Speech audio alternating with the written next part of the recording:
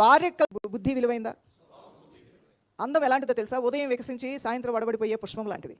బుద్ధి జ్ఞానం అనేది నీ ఇంటిని నిలబెడుతుంది. హల్లెలూయా. నీ కుటుంబాన్ని గౌరవప్రదంలోనికి మర్యాదలోనికి నడిపిస్తుంది. అందువలన ఆస్తులు చూసి అందచందాలను చూసి కాదు ఆ సంబంధాలు చేసుకోవాల్సింది. బుద్ధి చూడాలి. బుద్ధిమంతుడా కాదా, అమ్మాయి ప్రవర్తన సరిగా ఉందా లేదా, మంచి అమ్మాయా కాదా, మంచి అబ్బాయా కాదా అనే విషయాల్ని ఆలోచన చేసుకుంటే లేని కూడా సంపాదించుకుంటారు. అలా లేకుండా పిచ్చి పిచ్చి వేషాలు వేసి వాళ్ళు చేసుకుంటే ఉన్నాయి కూడా పోగొట్టుకుంటారు. వారు కూర్చున్న కొమ్మని వాళ్ళే నరుక్కుంటారంట. ఎందుకంటే వివేకశూన్యులకు వారికి ఇవ్వబడిన విలువైన ఏంటో వారికి అర్థం కాదు, వారికి ఇవ్వబడిన స్థితి ఏంటో వారికి అర్థం కాదు. ఈ రోజున రక్షకుడిని కలిగి ఉన్నటువంటి దేవుని ప్రియ సంగమా, ఎలాంటి రక్షకుడు నువ్వు కలిగి ఉన్నావో నువ్వు గ్రహించుకో. హల్లెలూయా. ఆయన ఎంత సత్యవంతుడో భాషగా రాస్తే నేను చూడలేదు. నేను చూసింది దైవభక్తి, వారి నాలో చూసింది కూడా దేవుని యొక్క భక్తినే ప్రియులారా. అవును, భక్తి కలిగి మనం ముందుకు వెళ్తున్నప్పుడు ప్రభువే మన చేతుల్ని ఆశీర్వదించి దీవిస్తూ ఉంటాడు. అలా అని చెప్పేసి ఉండకూడదా, ఉండాలా, వెనక ముందు చూడకూడదు అంటే చాలా మంచిది.